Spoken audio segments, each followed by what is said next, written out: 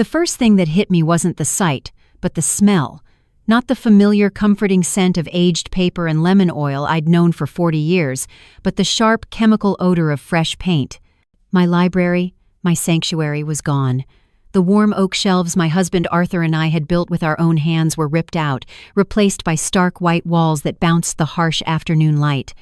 A single, ridiculous-looking metal chair sat in the middle of the room where my grandfather's reading desk had been. My son, Leo, stood by the window, his shoulders hunched, refusing to meet my eyes. His wife, Chloe, however, was beaming, posing for a photographer who was snapping away. She didn't even turn as I hobbled in, my new knee aching in protest. She just glanced at my reflection in the new floor-to-ceiling mirror.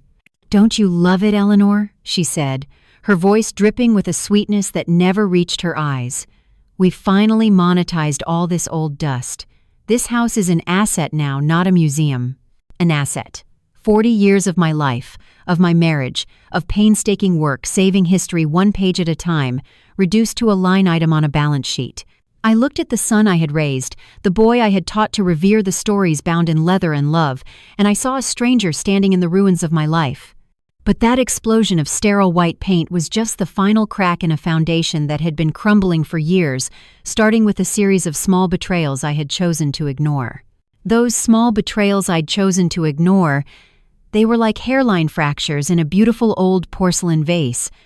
You can pretend they're not there, run your thumb over them and tell yourself it's just part of the character, the history. But then one day someone drops it, and the whole thing doesn't just break, it shatters into 1,000 pieces along the very lines you chose to forget. Chloe, with her photographer and her stark white paint, had just dropped the vase. She finally turned from her preening in the mirror, her smile a perfect, polished weapon. "I knew you'd be a little surprised," she said, gliding over to me. Her heels clicked with an aggressive authority on the hardwood floors, a sound that grated on my nerves. Arthur and I had always had Persian rugs in here, their soft patterns absorbing sound and creating a sense of peace. Peace was the last thing on the menu today, but this is a good thing, Eleanor. A great thing. We're creating synergy between the brand's aesthetic and our living space. It's a complete lifestyle integration. Lifestyle integration. It sounded like something you'd read on the back of a box of sugar-free cereal. I looked past her to my son. Leo was staring intently out the window at a perfectly ordinary maple tree, as if it held the secrets to the universe. He was a master of avoidance. He'd learned it as a boy when he broke my favorite teapot, and learned it again as a man when he broke my heart. "My things?" I asked, my voice sounding distant even to my own ears. "Of course. All taken care of," Chloe chirped, pulling out a sleek white tablet from a ridiculously expensive-looking purse. "We've set you up in the carriage house apartment. It's really your own private retreat now, completely independent." Independent. The word hung in the air, a grotesque parody of the value I held most dear. The carriage house was lovely, for a weekend guest. I remembered the floral wallpaper was peeling slightly in the corner by the window, and the plumbing made a groaning sound when you ran the hot water for too long. It was a place you stayed. It wasn't a place you lived. Not when your life was in the main house, in the scent of baking bread from the kitchen, in the worn spot on the armchair by the fire, in the weight of a book in your hands. She swiped a perfectly manicured finger across the tablet screen.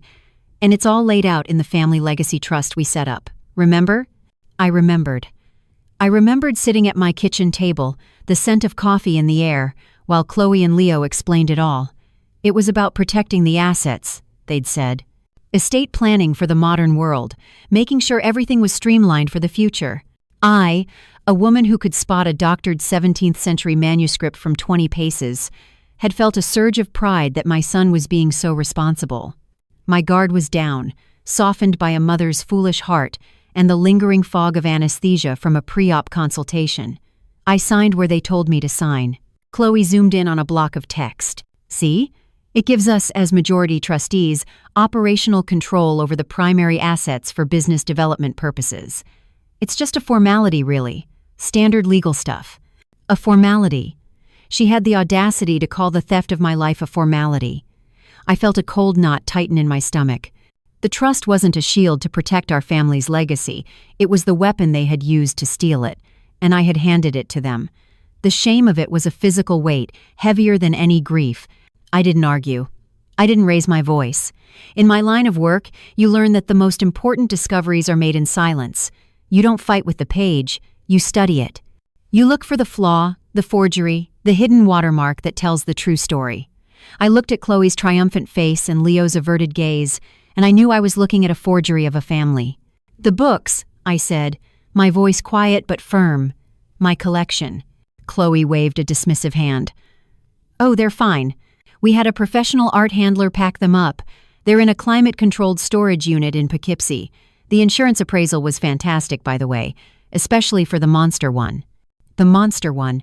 My hands curled into fists at my sides. She was talking about my first edition of Mary Shelley's Frankenstein.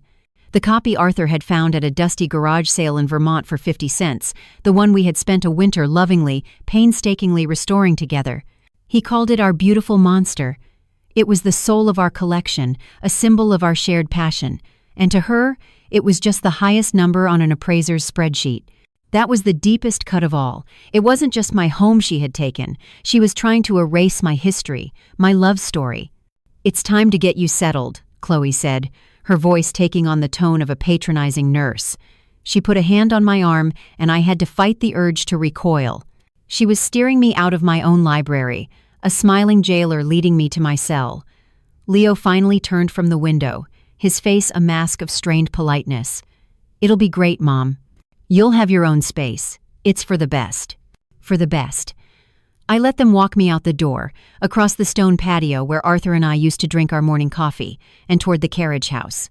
With every step, I could feel the shock turning into something else, something cold and hard and patient. They thought they had put me on a shelf, an old book to be forgotten. They had no idea that a woman who spends her life restoring things knows exactly how to expose what is fake and bring the truth, however damaged, back into the light. The air in the carriage house apartment was still and silent, thick with the scent of lavender potpourri and disuse. It was clean, tidy, and utterly devoid of life. It was a guest room, a place that was perpetually waiting for someone who never truly arrived. I ran a hand along the dusty windowsill, my fingers coming away gray. This was my exile, a tidy, well-appointed prison cell with peeling floral wallpaper. My gaze fell upon a large dark wood chest tucked under the eaves. My tool chest. Leo must have had the movers put it here. An afterthought, probably. A box of his mother's old hobby equipment. I knelt, my new knee protesting with a dull ache, and lifted the heavy lid.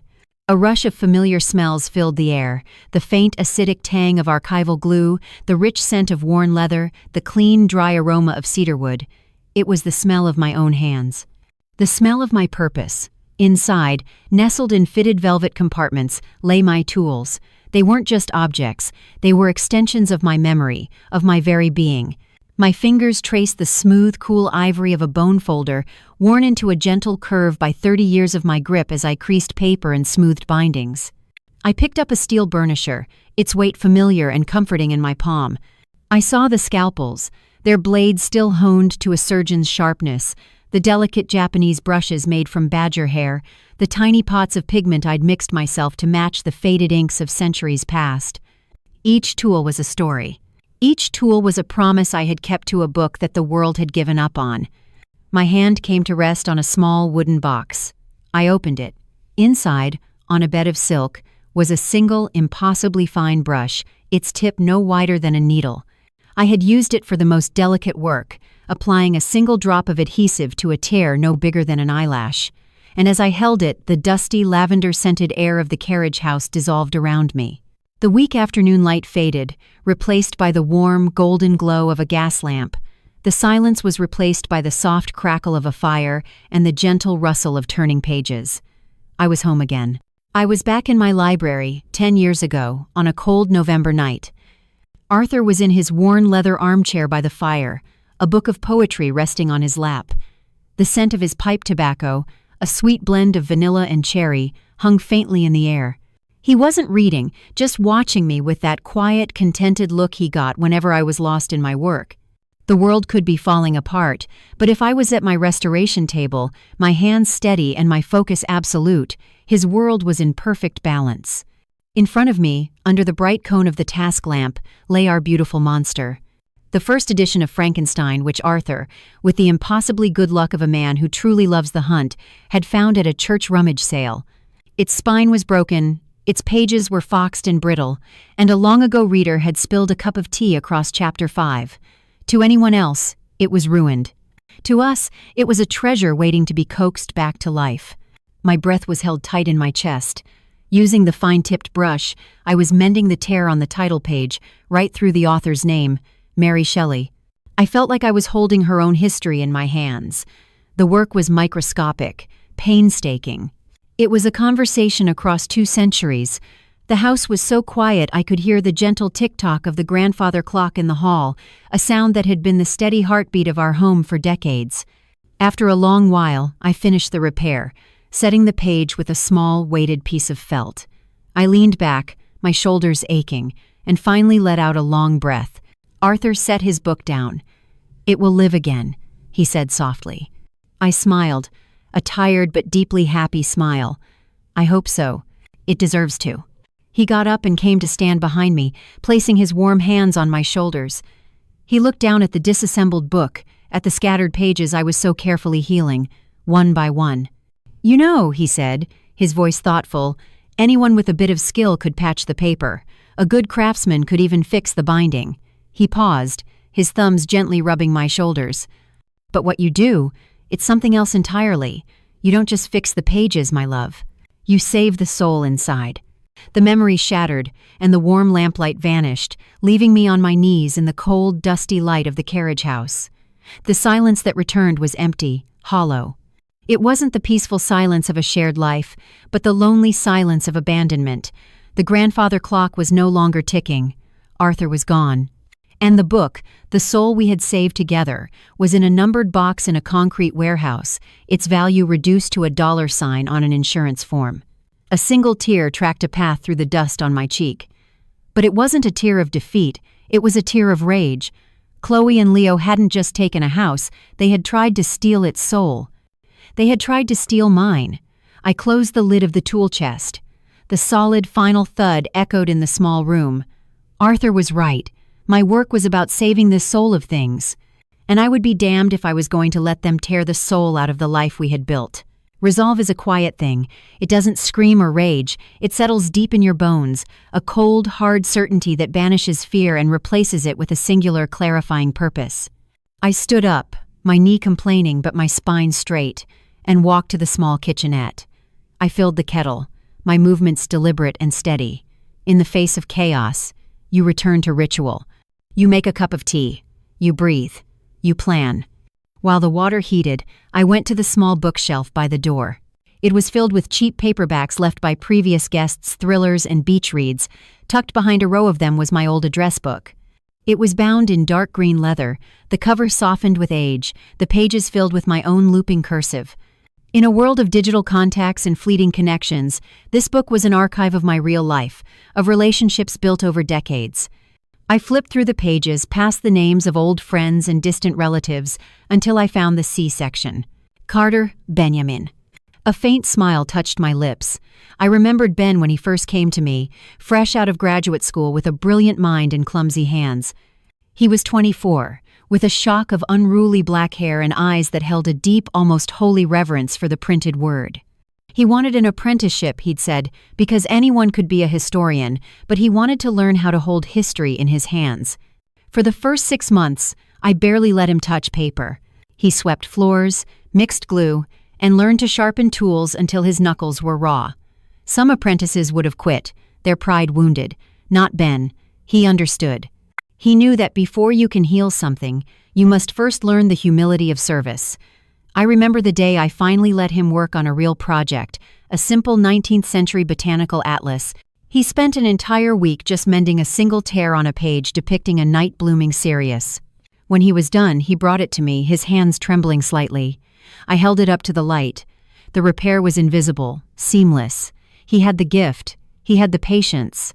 But most importantly, he had the heart. When he left to take a junior position at the Morgan, I knew he was destined for great things. We had kept in touch, of course, Christmas cards, the occasional phone call about a rare find, but our bond was forged not in conversation, but in the shared, sacred silence of the workshop. The kettle whistled, a shrill cry in the quiet apartment. I poured the boiling water over an Earl Grey tea bag in a chipped porcelain mug, the only one in the cupboard. I carried it to the armchair by the window and sat down. I looked at the number in my address book: Curator, Department of Printed Books and Bindings, the Morgan Library and Museum. He wasn't that clumsy graduate student anymore. He was a man of influence and power in the world that mattered most to me. But I knew that under the tailored suit and the important title, he was still the young man who understood that a book has a soul. My hand was perfectly steady as I dialed the number.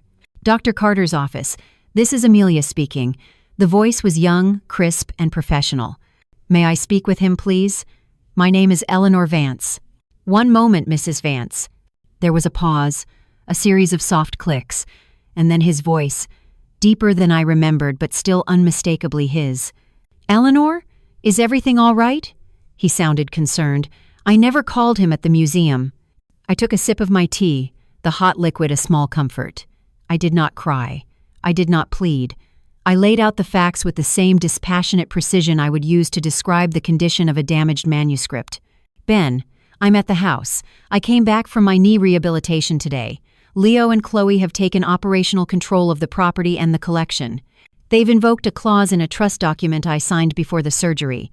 They've moved me into the carriage house apartment. The silence on the other end of the line was absolute. It stretched for a full 10 seconds. I could picture him in his office, surrounded by the quiet dignity of priceless manuscripts, his knuckles probably white as he gripped the phone. He wasn't processing the information, he was processing the violation. When he finally spoke, the warmth was gone from his voice, replaced by cold, hard steel. Where are you right now? In the apartment, I said. In the carriage house. Stay there. Don't go back to the main house. Don't sign anything. Don't agree to anything. And do not speak to Leo or Chloe again. Do you understand me, Eleanor? Yes, Ben. I'm on my way, he said, and the line went dead. I slowly placed the phone back in its cradle. I took another sip of tea. It was still hot. The entire conversation had taken less than 2 minutes. I looked out the window, across the manicured lawn to the grand Victorian house that was no longer mine.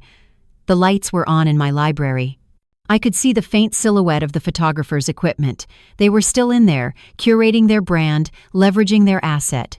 They had no idea that a quiet phone call, an echo from a dusty workshop 2 decades ago, had just signed their warrant. The battle had begun. The drive down the Taconic State Parkway was a blur of autumn color, the vibrant reds and golds of the Hudson Valley streaking past the car window. Ben drove his dark, serious sedan with a quiet competence, never once pressing me for details I wasn't ready to give. He understood that my story wasn't a piece of gossip to be shared, but a crime scene to be processed. For that, I was grateful. With every mile that separated me from my home, from that sterile white library, the suffocating cloak of shock and grief began to lift, replaced by something I hadn't felt in a long time, the cold, clean focus of a professional with a problem to solve. We didn't go in the grand front entrance of the Morgan Library on Madison Avenue. Ben used his staff keycard at a discreet side door, leading me into a hushed world of climate-controlled air and scholarly silence. Here, the faint, sweet scent of aging vellum and leather was a balm to my soul. This was a sanctuary, a fortress dedicated to the preservation of truth, and for the first time in days, I felt like I could breathe again. He led me to the conservation lab, a stunning space where 15th-century illuminated manuscripts rested near state-of-the-art digital microscopes. It was a place where history and technology held a respectful dialogue, and it was the perfect war room. Amelia forwarded me the PDF Chloe sent you, Ben said, his voice low and serious as he powered up a massive wall-mounted monitor. Let's put this thing under a real microscope.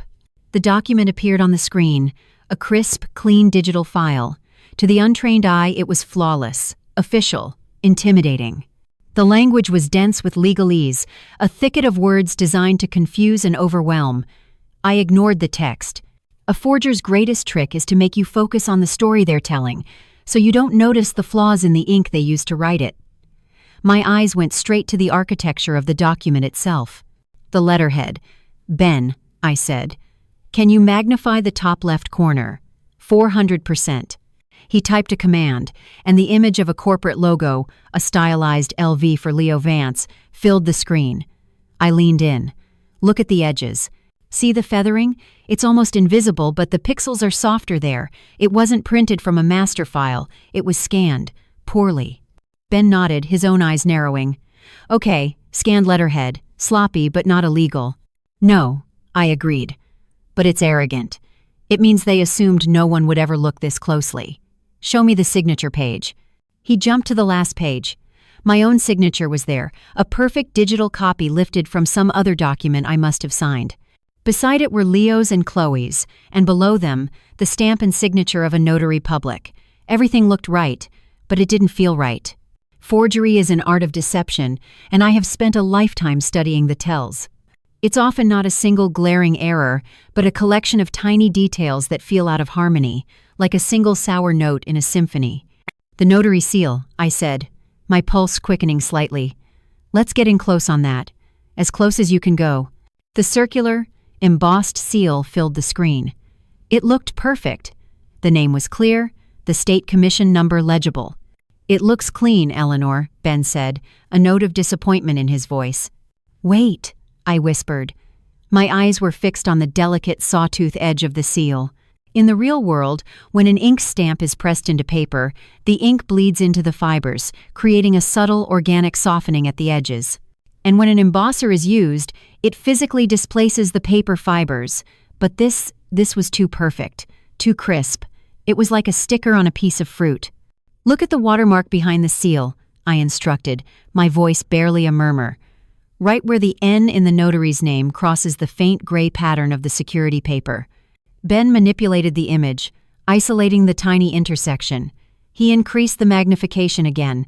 The image flickered as the pixels resolved. And then we saw it.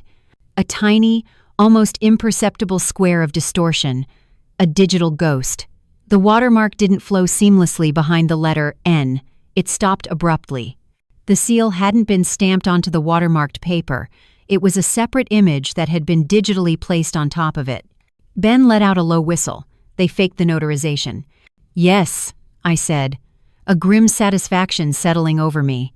They had been so focused on the complexity of the legal clauses that they'd gotten lazy with the fundamentals. They had built a fortress on a rotten foundation. This was it. This was the first crack, the one tiny flaw that would allow me to bring the whole corrupt structure crashing down. I stepped back from the screen, the harsh digital light reflecting in my eyes. Ben looked at me, a new kind of respect dawning on his face. A forger's mistake is never a single mistake, I said, my voice quiet but carrying the weight of absolute certainty. It's a habit. And now, we know exactly where to start looking for the rest of them. A forger's mistake is never a single mistake. It's a habit. And as Ben and his legal team began the painstaking work of tracing the web of shell companies and phantom accounts Chloe had created, I started my own investigation. While they followed the trail of her financial forgeries, I followed the trail of her emotional ones. I sifted through the archives of my own memory, looking for the pattern, for the habit of disdain I had worked so hard to ignore. And now, in the harsh light of betrayal, the memories were crystal clear. It started with small cuts. I remembered a 4th of July barbecue 2 summers ago. The air was thick with the smell of sizzling burgers and freshly cut grass. Our neighbor, a history teacher named Mr. Gable, was asking about my work, his eyes wide with genuine fascination as I described the process of restoring a water-damaged collection of Civil War letters. I was in my element, sharing the passion that had defined my life. Then Chloe had walked over, holding a glass of rosé, looking like she'd just stepped out of a magazine shoot. She listened for a moment, a bemused little smile playing on her lips. "It's just so wonderful that you have such a cute hobby to keep you busy, Eleanor," she'd said, her voice loud enough for everyone at the picnic table to hear. She patted my shoulder. "Leo and I are always saying how important it is for seniors to have hobbies." A hobby. The word landed like a slap. My profession, my craft, the legacy Arthur and I had built, reduced to something you do between rounds of bingo. I remember my hand tightening around my plastic fork until the tines bent. Mr. Gable looked embarrassed for me. Leo, standing by the grill, suddenly found the placement of the hot dogs intensely fascinating. I just smiled, a tight, brittle thing, and said nothing. It was easier than making a scene. That was always my mistake, choosing quiet dignity over messy truth. Then there was the trip to Costco last fall. Pushing a giant metal cart under the relentless glare of 1,000 fluorescent lights, I already felt like a specimen in a jar. This was Chloe's world, not mine. She moved through the vast aisles with the confidence of a general, piling the cart high with organic kale and cases of sparkling water. We were in the home goods section when she stopped and started admiring a display of sleek, leather-like sofas. "You know, Eleanor," she'd said, running a hand over the fake leather, "we should really talk about downsizing. Your house is just so much work. Think of all the upkeep. We could sell it, get you a gorgeous 2-bedroom condo in one of those new luxury buildings by the river. No stairs, a concierge. You'd be so much more comfortable." Leo had chimed in right on cue. "She's right, Mom. It's a lot of house for one person. And the property taxes are insane. It's just not a practical asset anymore." An asset. There was that word again. He said it so casually, as if we were discussing a stock portfolio and not the 4 walls that held every memory I cherished. I looked at their faces, so earnest, so full of what they thought was practical wisdom, and I felt a profound sense of alienation. They weren't just talking about a house. They were talking about packing up my life, my history, and my independence into a neat, manageable, sellable box. I changed the subject by pointing out a sale on coffee beans. It was easier than fighting. The worst, though, was Christmas. The house was filled with the scent of pine and cinnamon, the tree glittering with ornaments we'd collected over 50 years. I was showing Leo a fragile, hand-blown glass bird, one of the last ornaments my own mother had bought before she passed. I was telling him the story of the Christmas she gave it to me, my voice thick with emotion. It was a quiet, sacred moment between a mother and a son. Or so I thought. I happened to glance over his shoulder and saw it. Chloe was sitting on the arm of the sofa, her phone held up, a small, glowing red light in the corner of the screen. She was live-streaming us, to her thousands of followers. This intimate piece of my family's history was being broadcast as content. I could see the little heart emojis floating up the side of her screen. She wasn't sharing a moment with family, she was performing one for an audience of strangers. I stopped talking. I carefully took the glass bird from Leo's hand and hung it back on a high branch, hidden behind the tinsel. The story was over. The memory was now just data. Sitting there in Ben's quiet, respectful office, these memories came back not as isolated incidents, but as a clear, calculated pattern. It was a campaign of 1,000 small cuts, designed to diminish me, to devalue my life's work, to reduce me from a person to a problem to be managed. The forged notary seal on that trust document wasn't an aberration. It was the culmination. It was the final, arrogant signature on a long and patient work of disrespect. And I finally understood. I wasn't just fighting for a house and a collection of books. I was fighting for the very meaning of my own life. And a woman with nothing left to lose is a woman you should never, ever underestimate. Chloe's fatal mistake was in thinking she had left me with nothing. But she'd left me with my mind, my memories, and a lifetime of specialized knowledge. In her world of fleeting trends and digital illusions, she had no idea how powerful those things could be. For 3 days, Ben's office became my fortress. His legal team worked tirelessly, unraveling the tangled mess of LLCs and offshore accounts. They were mapping the enemy's territory. Meanwhile, Ben and I focused on the target. He worked the phones, his voice a low, authoritative hum as he spoke to contacts in the art and auction world. I sat with him, poring over documents, my mind quietly connecting the dots. The initial shock had been replaced by a state of hyper-awareness, the same intense focus I felt when I was about to perform a delicate repair on a priceless manuscript. I wasn't grieving anymore. I was preparing for surgery. On the 3rd afternoon, Ben swiveled in his chair, his face grim. "I think I found the main artery," he said. He turned his monitor toward me. On the screen was a sleek, aggressively modern website. The curated by Chloe logo was everywhere. Below it, a countdown clock ticked down the seconds to a global launch event. "She used the entire collection as collateral," Ben explained, his voice tight with anger. "She got a 7-figure line of credit from a notoriously ruthless venture capital firm. They specialize in funding influencers. The terms are predatory. If her brand launch fails to meet projections, they can claim the entire collateral." "She's gambling," I whispered. "She's gambling with my life." Worse, Ben said, and he clicked a link. A digital invitation appeared on the screen, all black and gold, with Chloe's smiling face at the top. The launch event wasn't just a party. It was a high-stakes auction. She's not just using the collection as collateral, she's selling it off, starting with the crown jewel. My breath caught in my throat. There, in the center of the invitation, was a professionally shot, dramatically lit photograph of our Frankenstein, my beautiful monster. It was described as the cornerstone of the Vance collection, with an estimated opening bid that made my head spin.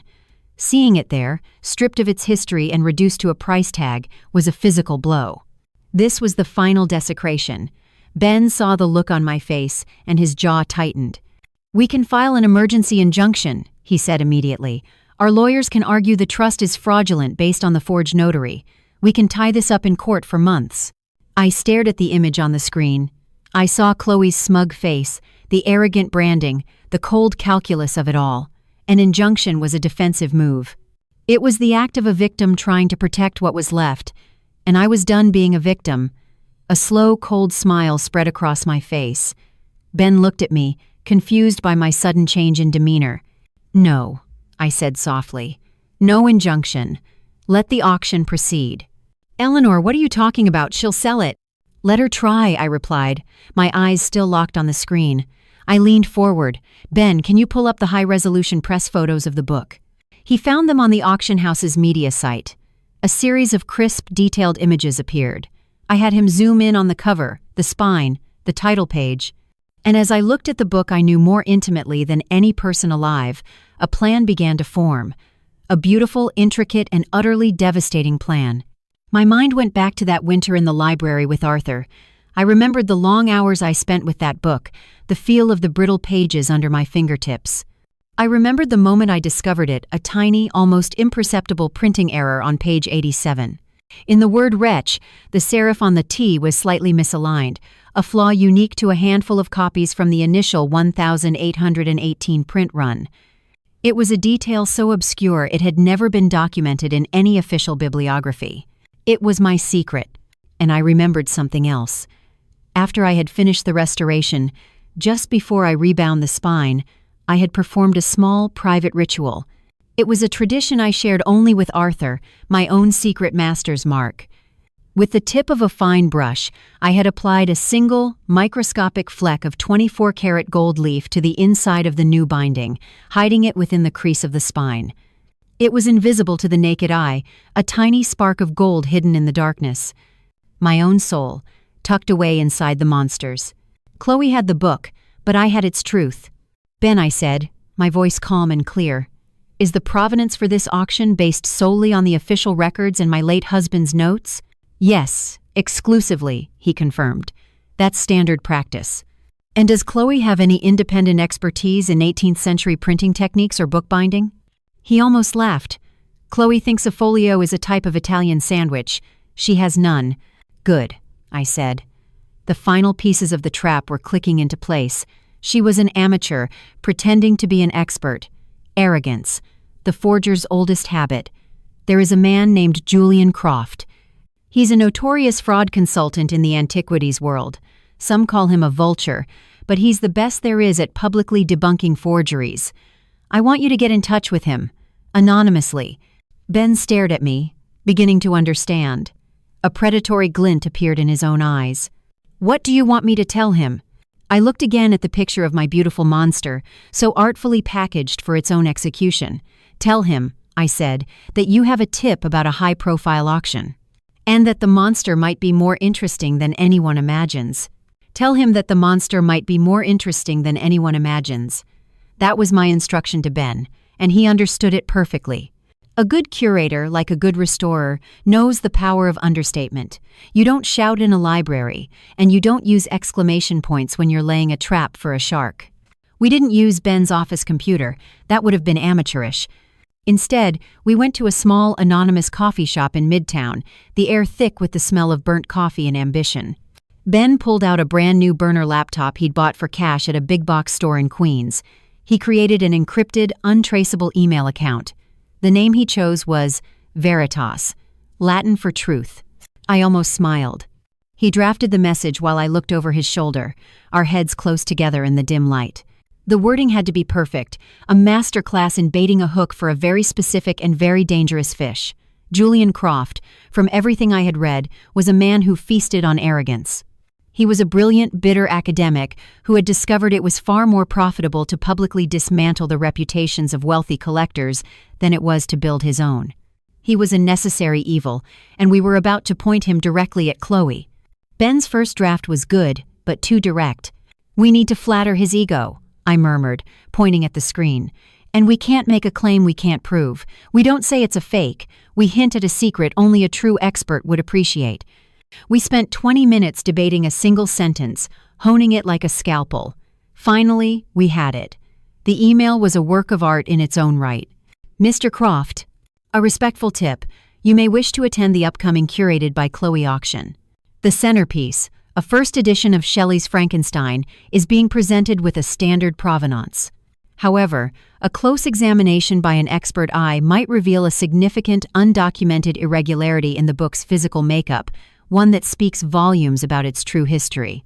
The current owners, new to the world of serious collecting, seem blissfully unaware.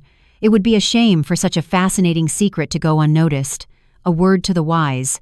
Veritas. Irregularity, I said with satisfaction. It's a beautiful word. It implies everything and accuses nothing. And the phrase, new to the world of serious collecting, Ben added, a predatory glint in his eye, is the salt in the wound. He won't be able to resist the chance to humiliate an upstart. He hit send. The email vanished into the digital ether. The trap was set. All we could do now was wait. And waiting is its own special kind of torture. Ben arranged for me to stay in a small, discreet apartment owned by the museum, a place usually reserved for visiting scholars. It was comfortable, but I paced the floors like a caged animal. For the first 2 days, there was nothing. A deafening silence. I tried to lose myself in work, helping Ben catalog a new acquisition of 19th century letters. My hands performed the familiar tasks handling the delicate paper, noting the watermarks, deciphering the faded script, but my mind was elsewhere. It was in that auction house, with my beautiful monster. I was a strategist who had laid out the perfect battle plan, and now I had to trust my soldiers to do their jobs. Every few hours, Ben would check the relevant websites, art world blogs, auction news forums, even the high society gossip columns that tracked the movements of people like Chloe. Nothing. I started to feel a flicker of doubt. Had we been too subtle? Was Croft too busy, too important to follow an anonymous breadcrumb? "He'll bite," Ben insisted, though I could see the tension in his own shoulders. The man has the ego of a Roman emperor. The idea that there's a secret he doesn't know, especially one he can use to embarrass a social climber, is like catnip to him. The confirmation came on the 4th day, in the most unexpected of places. Ben was scrolling through the Instagram feed of a popular New York society blogger. There were dozens of photos of Chloe, posing at galas, laughing with other influencers. And then, Ben stopped. He let out a low, quiet sound. "Eleanor," he said, "look at this." He pointed to a post. It was a picture of the golden embossed invitation to Chloe's auction. Below it, in the comments section, were dozens of fawning replies. Tucked among the heart emojis and declarations of, "You go, girl," was a single chilling comment from a verified account with a blue checkmark. The account name was simply J. Croft. The comment was only 3 words long. This should be interesting. I stared at the screen. 3 words. That was all it took. The shark had seen the blood in the water. He was coming. I looked at Ben, and he looked back at me. We didn't smile. This wasn't a moment for celebration. It was the moment before the storm breaks, the dead calm in the air when you know something terrible and necessary is about to happen. The stage was set. The players were all moving to their marks, most of them completely unaware of the roles I had assigned them. Chloe, the arrogant queen. Leo, the silent pawn. And Julian Croft, the public executioner. All of them were about to converge on that auction house, drawn in by the allure of my beautiful monster. And I, the ghost in the machine, would be watching. Ben and I sat in a borrowed corner office overlooking Bryant Park, the city lights twinkling like a fallen constellation. In front of us, a large monitor displayed a flawless multi-camera live stream of the auction. There was no sound, just the crisp, silent feed. We didn't need to hear the empty chatter. We were only watching the visuals, waiting for the performance to begin. The ballroom was a sea of black ties and glittering jewelry. Waiters moved like ghosts with trays of champagne. I saw Chloe on a small, elegantly lit stage, radiant in a silver dress, holding a microphone. She was a vision of modern success. She talked about disrupting the legacy space and unlocking the narrative of heritage assets. It was a torrent of meaningless jargon, but the wealthy, smiling crowd was eating it up. Behind her, to her left, stood my son. Leo looked pale and thin in his tuxedo, a handsome prop in the scenery of his wife's ambition. The bidding began on lesser items: a Warhol print, a Tiffany lamp. The numbers climbed at a dizzying pace. Ben sat perfectly still beside me, but I could see the muscle twitching in his jaw. Then, the auctioneer, a man with a voice as smooth as polished marble, announced the centerpiece. And now, ladies and gentlemen, the cornerstone of the evening. The legendary Vance first edition of Mary Shelley's Frankenstein. Two assistants wearing white gloves placed the book on a velvet pedestal under a single, dramatic spotlight. My beautiful monster. It looked small and vulnerable in the vast, glittering room. The bidding started. It was furious, a volley of numbers fired across the room. 1 million. 1.5. 2. Chloe's smile was blinding. This was her coronation, the moment she proved to the world she was a player. The bidding stalled at 2.5 million. The auctioneer raised his gavel, going once. And then, a man stood up. He was in the third row, impeccably dressed in a dark suit, with silver hair and the bored, predatory eyes of a hawk, Julian Croft. A point of order, Mr. Auctioneer, he said, his voice carrying across the suddenly silent room. Before that gavel falls, I must formally question the provenance of this item. A collective gasp went through the crowd. I saw Chloe's smile freeze on her face. Her eyes narrowed. I can assure you, she said, stepping to the microphone, her voice like ice, that the provenance is impeccable. Everything is in perfect order, certified and appraised. Is it? Croft replied, a theatrical eyebrow raised. Because my sources suggest there may be certain, undocumented irregularities with this particular copy. Slanderous rumors, perhaps. But in a room with this much money at stake, I'm sure you'll agree we must be absolutely certain. This was the moment, the test of her arrogance. A wise person would have paused, consulted an expert, delayed. But Chloe was not wise. She was a performer, and her show had just been interrupted. That is absurd, she snapped.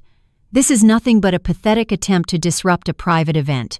If you have proof of these irregularities, then by all means present it. Croft smiled, a thin, cruel slash. Oh, I have no proof. I am merely a humble consultant. But I do believe in primary sources.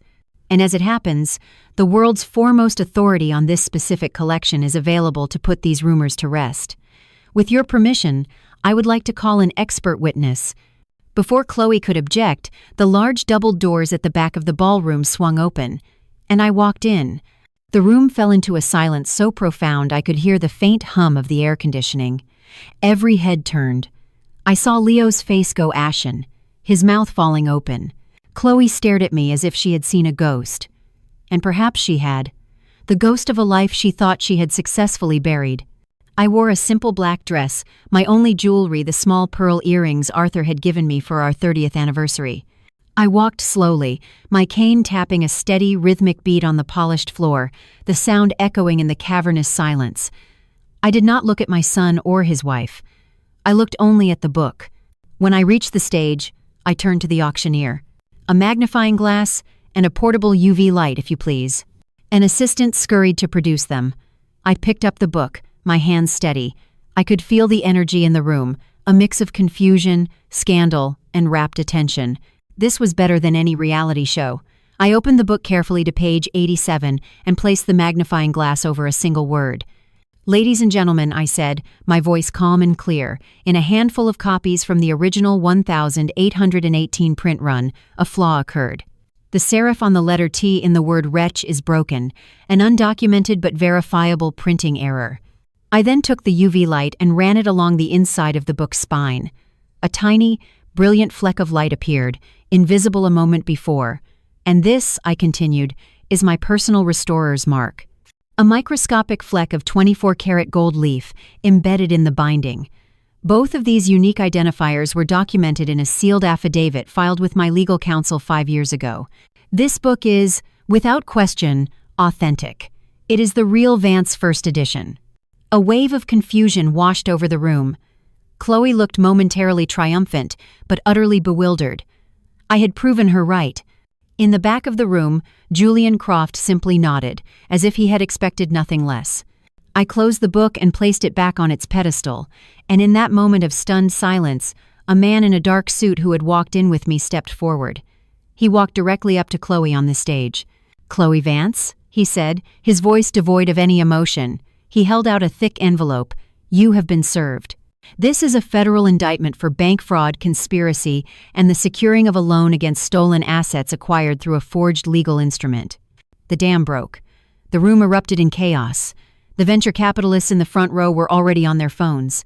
Chloe stared at the envelope in her hand, her face a mask of disbelief and horror. The live stream camera wavered, then abruptly cut to black. The monitor went dark. The office was silent again, the only sound the faint whisper of the city traffic below. The explosion was over. I looked at Ben. He didn't smile. He just gave me a single, slow nod. The soul had been saved. In the quiet that followed the blackout of the screen, the silence in the office was heavier than any sound. It was the silence of a battle won, the ringing in your ears after the explosion has faded. Ben and I just sat there for a long moment, the city lights outside painting silent, shifting patterns on the walls. The ghost in the machine had done her work. Now, all we had to do was watch the ripples spread. It didn't take long. Ben's phone buzzed first, a sharp, insistent vibration on the polished desk.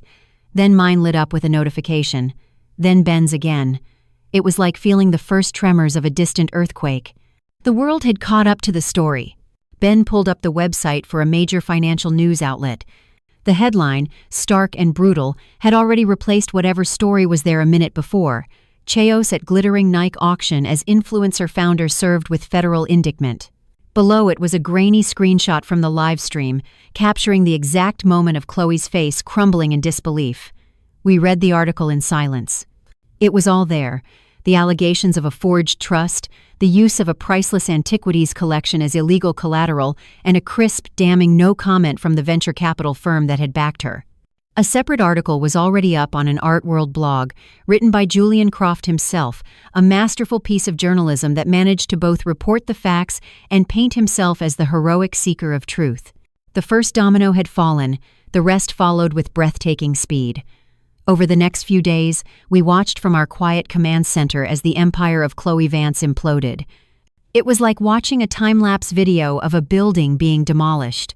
First, the partners fled. The high-end Scandinavian furniture company, whose pieces had filled my library, issued a press release stating they were suspending their relationship with Chloe, effective immediately.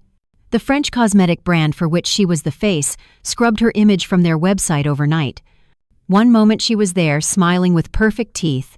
The next, she was a digital ghost, replaced by a picture of a flower. Then, her followers turned on her. Her perfectly curated Instagram feed, a monument to a life of effortless style and success, became a public square for her execution. We scrolled through the comments.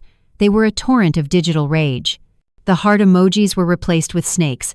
Her once loyal fans accused her of being a fraud, a liar, a thief. "I can't believe I ever bought anything she recommended," one comment read. Another just said, "Unsubscribed."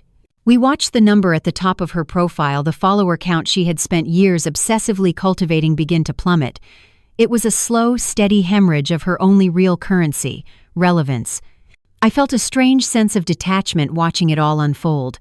There was no joy, no triumphant pleasure. It felt less like revenge and more like physics. It was the simple, inevitable consequence of building a life on a foundation of lies. The legacy Arthur and I had built was made of oak, leather, paper, and love things that grew stronger and more valuable with time. Chloe's legacy was built on likes, shares, and partnerships, things that could vanish in an instant, and now they had. The final blow came a week later. Ben received an email from his lawyer, which he quietly turned for me to read. It was a copy of a legal notice. The venture capital firm, citing the fraud and the immediate invalidation of the collateral, had officially called in their entire seven-figure loan. And because Chloe and Leo had nothing else, the bank had begun seizure proceedings on every asset tied to their names, the cars, the accounts, the brand itself. The last line of the notice was the one that mattered most to me. It stated that the Vance property and its contents were now under the protection of the court and would be returned to the sole legitimate trustee as soon as the legal formalities were complete. I leaned back in my chair and closed my eyes. It was over.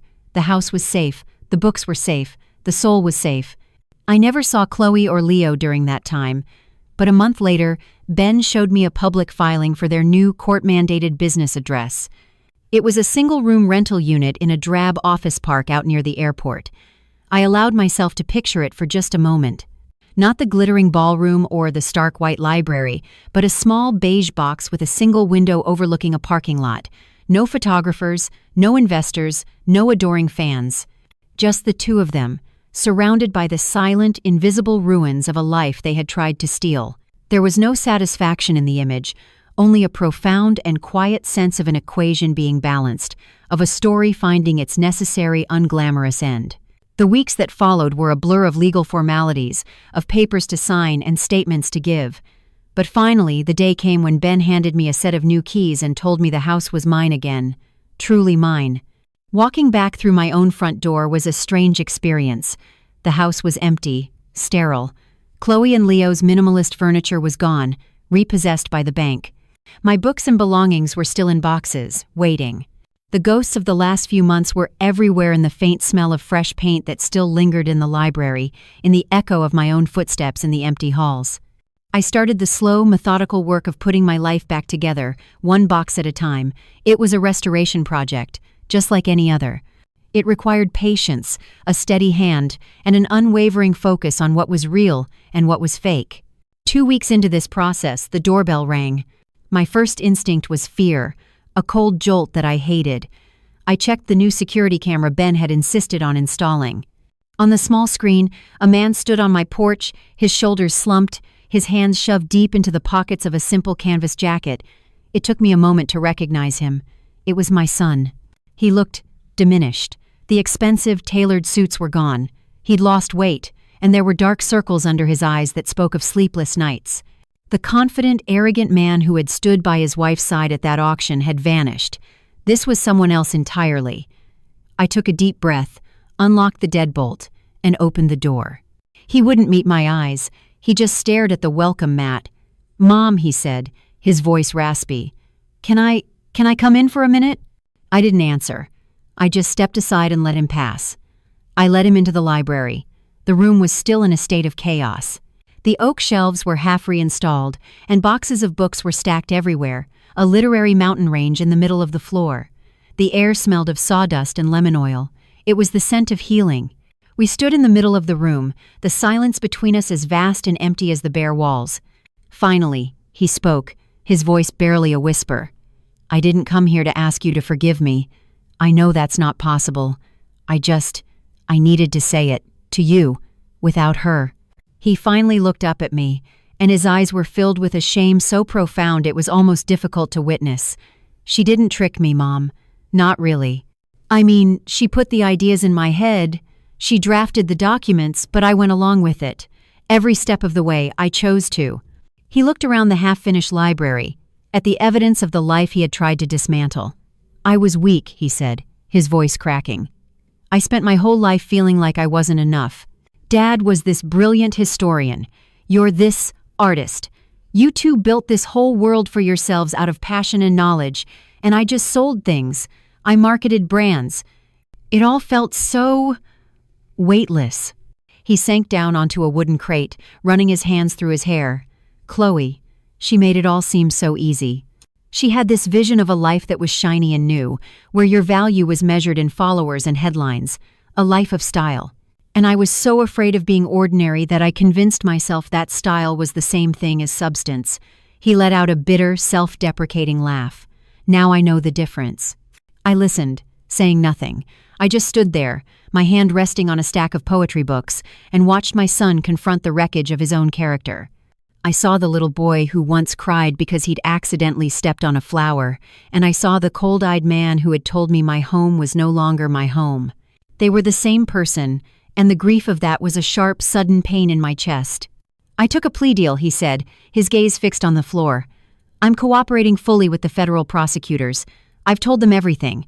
About the trust, the loan, all of it. I'll be going to prison for a few years. I deserve it. Maybe more." He wasn't asking for pity. He was just stating a fact. He was accepting the consequences. And in that simple, unadorned admission, I heard the first echo of his father's integrity that I had heard in years. He stood up, preparing to leave. He had said what he came to say. But as he got to the doorway, he paused and turned back to me, a look of genuine, heartbreaking confusion on his face. "There's one thing I still don't understand," he said. "Why? Why did you and Dad never care about being rich? With your collection, with your skills, you could have cashed out years ago. You could have had so much more." I walked over to a box and pulled out a small, well-worn book of Robert Frost's poems. It was Arthur's favorite. I ran my thumb over the faded cover. "Your father and I were the richest people we knew, Leo," I said softly. "Our wealth wasn't in a bank account. It was in this room. It was in the joy of our work. It was in a quiet evening by the fire, a shared love for a beautiful line of poetry, a life built on things that last." I looked at him, and for the first time I think he truly saw me. "That was your inheritance. Not the house, not the money, the love of substance over style. That's the treasure you threw away." He nodded slowly, the truth of it landing with a visible weight. He didn't say goodbye. He just turned and walked out, closing the front door softly behind him. I was left alone in my library, the scent of sawdust in the air, holding a book of poems. There was no reconciliation. There was no easy forgiveness. But for the first time in a very long time, there was truth. And truth, I knew, was the only foundation strong enough to build a life on. The 6 months that followed were a testament to that foundation. Rebuilding is slow, meticulous work, not so different from restoring a book. You have to be patient. You have to honor the original structure. And you have to have faith that even the most damaged parts can be made whole again, sometimes even stronger than before. My library is alive again. The warm oak shelves are back, lining the walls like old trusted friends. They are filled once more with the stories and histories Arthur and I spent a lifetime gathering. The air no longer smells of sterile paint, but of lemon oil, old paper, and freshly brewed coffee. There is a new energy in the room now, a vibrant hum of purpose that wasn't there before. "Mrs. Vance?" a young voice asks, pulling me from my thoughts. I think I'm ready to apply the paste. I turn and smile. A young woman named Clara, with bright, curious eyes and wonderfully steady hands, is hunched over my old work table. She's the first recipient of the Arthur Vance Fellowship for Artisanal Preservation, a foundation I established with Ben's help. It's a small thing for now, a grant that allows one promising young craftsperson a year to study with me, to learn a trade that the world is too busy to remember. Clara is working on a beautiful but badly damaged 19th century copy of Leaves of Grass. "Show me," I say, and walk over. She points with her tweezers to the delicate Japanese tissue she has cut to mend a tear. "It's a perfect fit. That's beautiful work, Clara. You have the heart for this." She beams, a wave of relief and pride washing over her face. In her, I see a reflection of a young Ben and a younger version of myself. I see the future. Chloe and Leo had tried to liquidate my legacy, to turn it into cash and fleeting fame. This felt like the perfect response. I wasn't just hoarding my knowledge, I was planting it in a new garden, ensuring it would continue to grow long after I was gone. This was my new work. This was my real victory. I have not seen Leo since the day he came to my door. He writes me letters from the low-security prison where he is serving his sentence. They are simple, handwritten notes filled with descriptions of his work in the prison library and his thoughts on the books he's been reading. They are letters of a man slowly, painfully rebuilding his own character from the ground up. I keep them in a box, unopened for now. Forgiveness is a complex text, one I am not yet ready to restore. Sometimes, my eyes drift to the top shelf, to the place of highest honor. There sits our beautiful monster, safe and whole. It's no longer just a book to me. It is a scar, a reminder of the battle I fought and won. It reminds me that the most valuable things in this life are not the ones that can be bought or sold, but the ones that are built with love and defended with courage. It reminds me that the end of one chapter is not the end of the story. My life is quieter now, but it is fuller. The betrayal broke something in me, yes. It broke the naive trust I once had. But like a skillfully mended page, the break is now a source of strength. I learned that my independence was not something to be taken for granted, but a fortress to be actively defended. I learned that the wisdom you gather over a lifetime is a weapon more powerful than any legal document or bank account. The story of our lives is a book with many chapters. Some are filled with joy and love, and others are stained with grief and betrayal. But no one else gets to write the ending for you. You are the author. You are the restorer. You get to decide when it's time to turn the page. So let me ask you, if life handed you a brand new, unwritten page, would you have the courage to write something beautiful on it? If this story resonated with you, let us know your thoughts in the comments below. And don't forget to like and subscribe for more stories about finding strength in the hardest of times.